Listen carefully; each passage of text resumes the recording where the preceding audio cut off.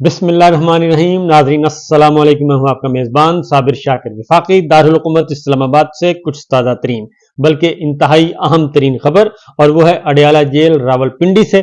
صورتحال بڑی ہی دلچسپ. جج صاحب نے آنن فانن عمران خان صاحب کو اور شاہ محمود قریشی صاحب کو 10 سال قید کی سزا سنا دی، اور اتنی جلدی میں سنائی کہ وہ بہت ساری باتیں بھول گئے. میں آپ کو ساری ڈیٹیل بتاتا ہوں. تو سب سے پہلے تو یہ ہے کہ یہ وکٹری ہے عمران خان صاحب کی، شاہ محمود قریشی صاحب کی، ان کے وکلا کی. ان کی بہترین اسٹریٹجی رہی ہے، اور کہاں سزائے موت اور پھر عمر قید اور پھر 14 سال اور پھر آگے 10 سال پہ، اور اتنی عجلت میں فیصلہ سنایا گیا ہے کہ آپ تصور بھی نہیں کر سکتے. اس لیے یہ سزا نہیں ہے، یہ ہائی کورٹ میں یہ 2 دن کے اندر اندر یہ سزا ختم ہو جائے گی. 2 دن کے اندر اندر، اس سے زیادہ یہ چلے گا نہیں، کیونکہ اس مقدمے میں آخری جو 5-6 دن عمران خان صاحب اور شاہ محمود قریشی صاحب اور ان کے وکلا کی ٹیم نے جو اسٹریٹجی اختیار کی اور جو اسٹریٹجی اپنائی، وہ اتنی شاندار تھی کہ جج صاحب بھی بہت زیادہ پریشر میں آ گئے، اور پھر مدعی پارٹی اور مدعی پارٹیوں کے سہولت کار سارے کے سارے اس حد تک پریشر میں آئے کہ انہوں نے کہا کہ جلدی جلدی اس سے جان چھڑوائیں. اور اعصابی جنگ تھی، نفسیاتی جنگ تھی. عمران خان جیت گئے، شاہ محمود قریشی صاحب جیت گئے، ان کے وکلا کی ٹیم جیت گئی، اور عدالت ہار گئی، اور مدعی پارٹی ساری کی ساری ہار گئی، کیونکہ کالم لکھے جا رہے تھے، انٹرویوز کروائے جا رہے تھے کہ سزائے موت ہونی ہے، اور پھر کال کوٹھڑی ہوگی، معاملات طے کر لیں، کمپرومائز کر لیں، یہ کر لیں، وہ کر لیں. ایسا کچھ بھی نہیں ہوا.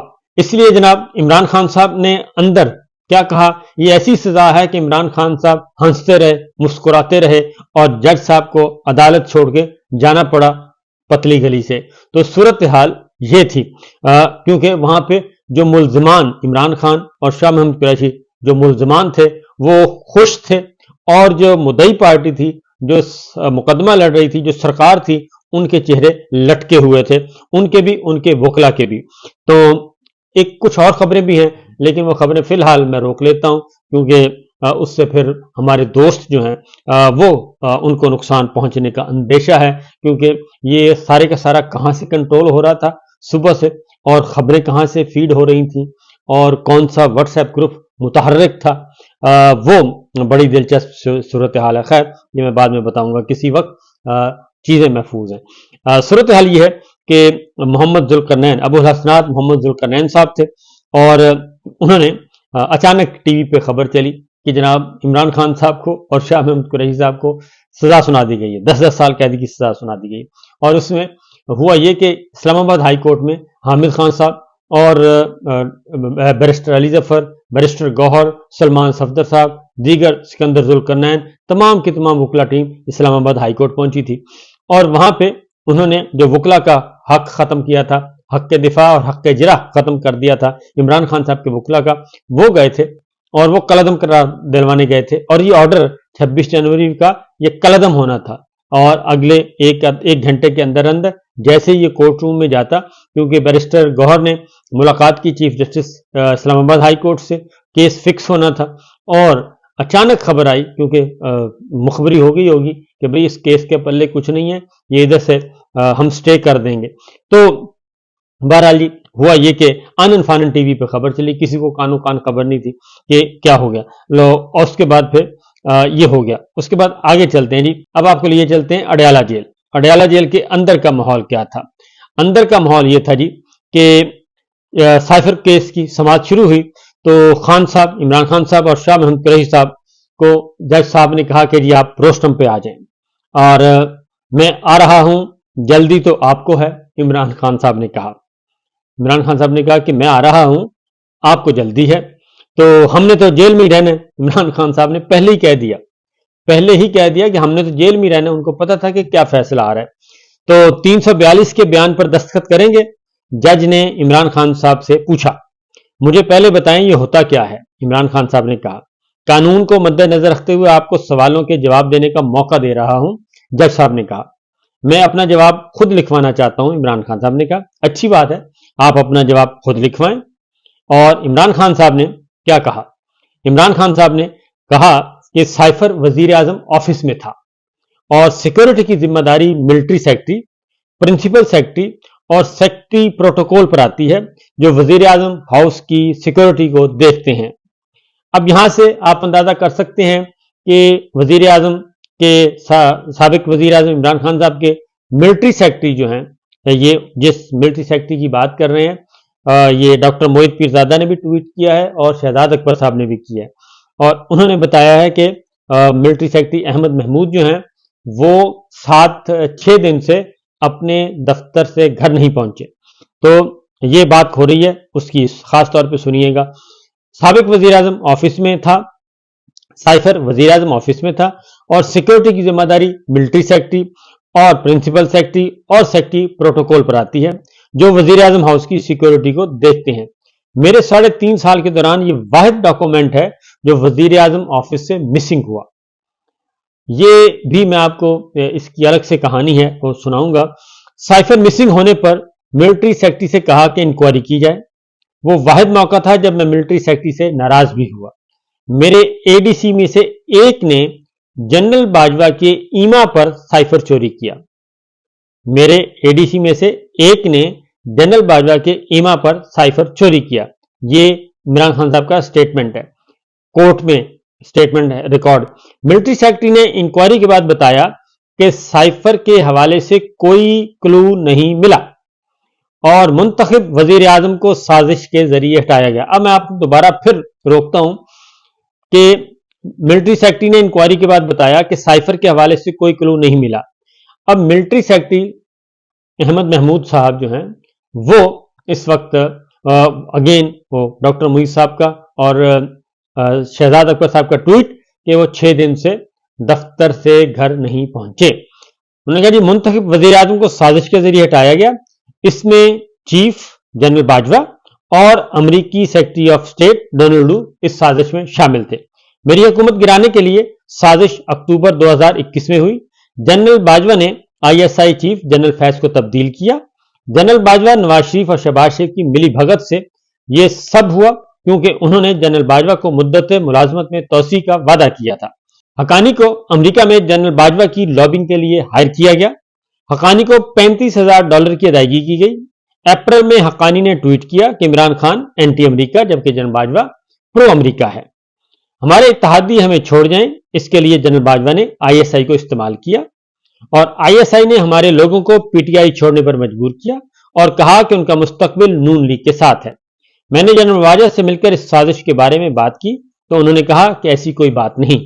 اس کے بعد کمرہ عدالت نمبر 1 میں جو مختصر فیصلہ سنایا گیا وہ کیسے سنایا گیا؟ وہ یہ ایسے سنایا گیا کہ جج صاحب نے یہ مختصر فیصلہ سنایا اور سماعت کے آغاز پر ملزمان نے یعنی کہ عمران خان صاحب نے اور شاہ محمود قریشی صاحب کو دفعہ 342 کا سوال نامہ دیا گیا۔ عمران خان صاحب کی جانب سے پہلے اپنا 342 کے تحت بیان عدالت میں ریکارڈ کروایا جو میں نے آپ کو بتا دیا۔ خان صاحب آپ سے آسان سا سوال ہے۔ جج صاحب نے خان صاحب سے سوال پوچھا، خان صاحب آپ سے آسان سوال ہے، سائفر کہاں ہے؟ عمران خان صاحب نے کہا کہ میں نے وہی بیان میں کہا کہ مجھے نہیں معلوم، سائفر میرے دفتر میں تھا۔ خان صاحب، شاہ محمود قریشی صاحب میری طرف دیکھیں، جج صاحب نے کہا۔ جج صاحب نے کہا خان صاحب، شاہ محمود قریشی صاحب میری طرف دیکھیں، میں آپ کو 10 سال قید کی سزا سناتا ہوں۔ شاہ محمود قریشی کی جانب سے بیان ریکارڈ کرانے سے پہلے ہی فیصلہ سنا دیا گیا، یعنی ابھی قریشی صاحب کا بیان ریکارڈ ہونا تھا، عمران خان صاحب کا جو انہوں نے خود کروایا اور قریشی صاحب کا بیان ریکارڈ ہونا تھا، تو قریشی صاحب کا بیان ریکارڈ ہونے سے پہلے ہی جج صاحب نے فیصلہ سنا دیا۔ فیصلہ سنانے کے بعد عمران خان صاحب مسکرائے اور ہنستے رہے اور جج صاحب اٹھے اور اٹھ کر کمرہ عدالت چھوڑ گئے۔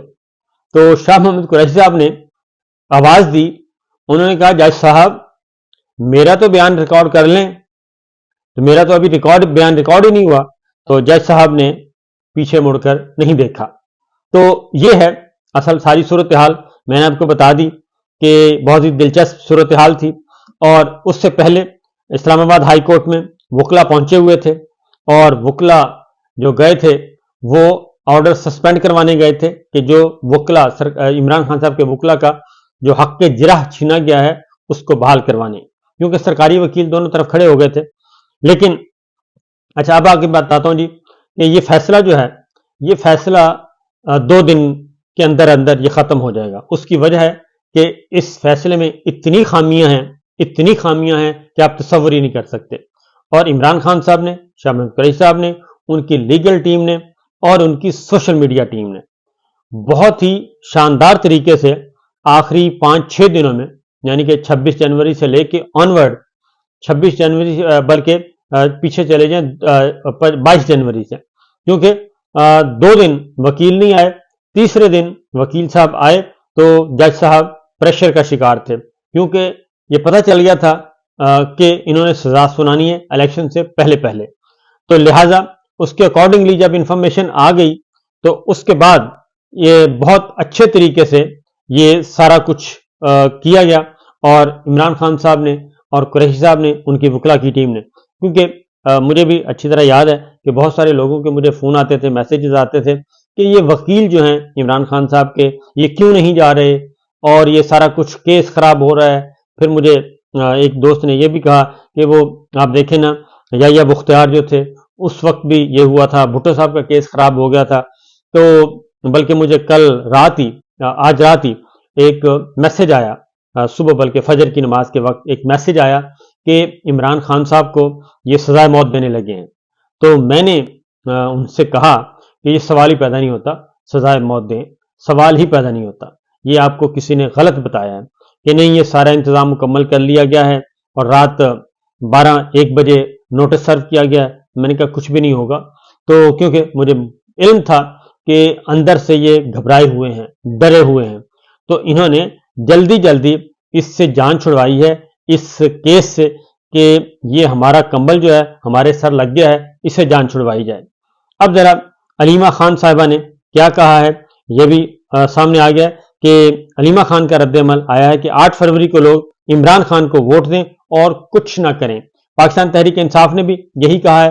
عمران خان صاحب نے خود یہ کہا ہے کہ 8 فروری کو فوکس کریں، 8 فروری کو زیادہ سے زیادہ ووٹ دیا جائے اور ووٹ ڈالا جائے. اس کے علاوہ کچھ نہیں کرنا، کوئی توڑ پھوڑ نہیں، کوئی نعرے بازی نہیں، کوئی کچھ نہیں، کیونکہ یہ چاہتے ہی یہ تھے کہ سزا سنا کے اور اس کے بعد ہنگامہ خیزی ہو اور اس کے بعد پھر الیکشن ملتوی کیے جائیں. کیونکہ کراچی والا واقعہ آپ کو یاد ہے کہ کراچی والے واقعے کو جس طریقے سے باقاعدہ ایڈوائس جاری کی گئی کہ اس پہ ڈھول پیٹیں، تو وہ ڈھول پیٹا نہیں گیا، کیونکہ ادر دین بہت ساری فوٹیجز آ گئیں اور پتہ چلا کہ یہ تو خواتین ساری پرامن طور پہ کر رہی تھیں احتجاج اور یہ سب کچھ ہوا.